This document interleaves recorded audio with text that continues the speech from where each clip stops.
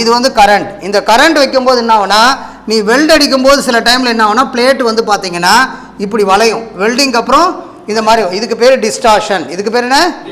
இது வரக்கூடாது. நம்ம என்ன பண்ணுறோம்? பல்ஸ் வெல்டிங் அடிக்கிறோம். என்ன வெல்டிங் அடிக்கிறோம்?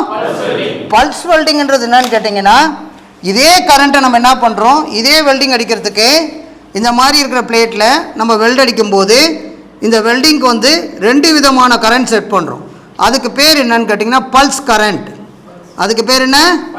பல்ஸ்னா என்ன? நம்ம இதயத்துக்கு பல்ஸ் பார்க்குறாங்களே, நாடி துடிப்பு, அதே மாதிரி. இப்போ இங்கே என்ன பண்ணுறோம்? 30 ஆம்ஸ் வைக்கிறோம். ஓகே, இங்கே வந்து 20 ஆம்ஸ் வைக்கிறோம். எவ்வளோ வைக்கிறோம்? 20 ஆம்ஸ் வைக்கிறோம். இது எவ்வளோ நேரம் வரணும்? 30 ஆம்ஸு 1 செகண்ட் வரணும். இது வந்து அரை செகண்ட் வரணும். அப்போ அப்படி வைக்கும்போது என்ன ஆகுனா, வெல்ட் அடிக்கும்போது 30 20 சூடு மாறி மாறி ஹீட்டு மாறி மாறி வரும்போது இந்த வெல்டிங் வந்து கண்டினியூஸாக அடிக்கும்போது நமக்கு வளையாது. தின் ஷீட் வெல்ட் அடிக்கிறதுக்கெல்லாம் பல்ஸ் வெல்டிங் தான் யூஸ் பண்ணணும். புரியுதுங்களா? தின் ஷீட் வெல்டு பண்ணுறதுக்கெலாம் பல்ஸ் வெல்டிங் தான் யூஸ் பண்ணணும். ஹெவி திக்னஸ் பண்ணுறதுக்கு நம்ம வந்து நார்மலாக அடிக்கலாம். புரியுதா? சரி, நம்ம யூஸ் பண்ணுறோமே, இதுக்கு பேர் என்ன? இந்த மாதிரி ஒரு கப்பு போட்டிருக்கோம்ல, செராமிக் கப். அந்த செராமிக் கப்பு எப்படி செலக்ட் பண்ணுவீங்க? அந்த ஜாயிண்ட்டுக்கு ஏற்ற மாதிரி செலக்ட் பண்ணுவீங்களா? எப்படி செலக்ட் பண்ணணும்? சரி, உங்களுக்கு கொடுக்குற டங்ஸ்டன் என்ன சைஸ் கொடுக்குறோம்? 2.4. 2.4 இருக்கா? என்னென்ன சைஸ் இருக்குது டங்ஸ்டன்? இல்லை, என்னென்ன சைஸ் இருக்குது டங்ஸ்டன்?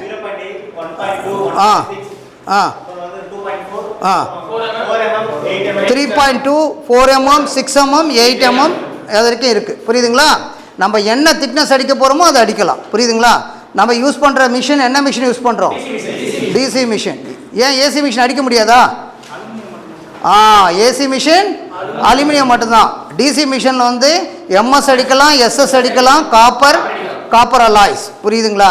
ஸோ மிஷினை பற்றி தெரியணும். ஓகேங்களா? சரி, ஓகே. நார்மலாக நீங்கள் வெல்டு பண்ணும்போது எந்த ஒரு டவுட்டாக இருந்தாலும் ஃபஸ்ட்டு ட்ரையல் பீஸ் அடிச்சுட்டு தான் வெல்டு பண்ணணும்.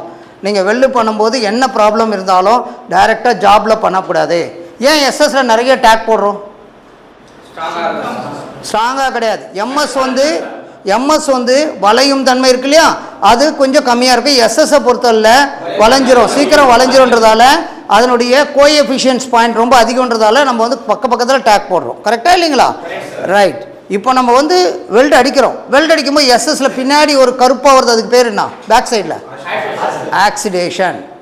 ஏன்னா அதில் இருக்கிற எஸ்எஸில் இருக்கிறது 60லேருந்து 70% இரும்பும் குரோம் நிக்கல்லாம் இருக்குது. நம்ம வெல்ட் அடிக்கும்போது 2 எவாப்ரேட் ஆகிடும். அதனால் கரண்ட் கரெக்டாக வரணும். பின்னாடி வரக்கூடாதுன்னு என்ன பண்ணோம்? ஃபர்ஜிங் கேஸ் யூஸ் பண்ணோம். என்ன கேஸ் யூஸ் பண்ணலாம்? ஃபர்ஜிங், ஆர்கான் யூஸ் பண்ணலாம், நைட்ரஜன் கூட யூஸ் பண்ணலாம், அப்படின்னா டேப் யூஸ் பண்ணலாம். புரியுதுங்களா?